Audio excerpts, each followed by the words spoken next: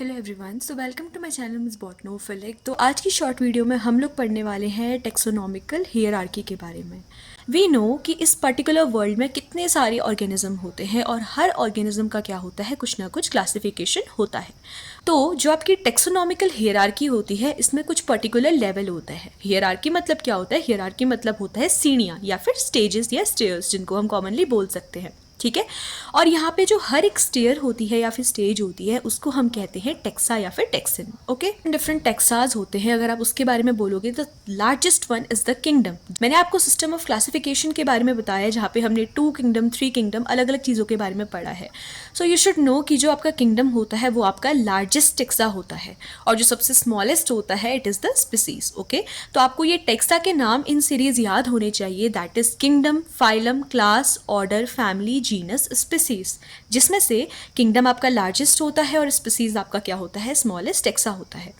यहाँ पे जब आप किंगडम से स्पीसीज की तरफ बढ़ते हो तो ऑर्गेनिज्म में जो सिमिलैरिटीज होती है वो बढ़ जाती है। क्यों?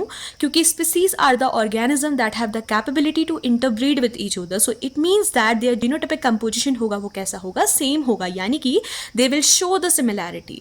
लेकिन जब आप किंगडम में जाओगे, यानी कि आप स्पीसीज से किंगडम की तरफ जाओगे, तो वहाँ पे डाइवर्सिटी बढ़ जाती है और सिमिलैरिटी कम हो जाती है। तो नाउ एक और फैक्ट आपको पता होना चाहिए, जो कि मोस्ट ऑफ द टाइम आपसे इंटरव्यू बेस्ड चीज़ों में पूछा जाता है, कि डिवीजन और फाइलम, ये दो चीज़ें क्या होती है। आपने किंगडम के बाद जो नेक्स्ट टेक्सन आता है वो हमारा फाइलम होता है। So we used phylum for animal, we use the term phylum for animal, and instead of phylum we will use the word division for plants. ठीक है, हम लोग डिवीजन वर्ड यूज करेंगे प्लांट्स के लिए। अब now there is one more thing, let's take an example of Mangifera indica.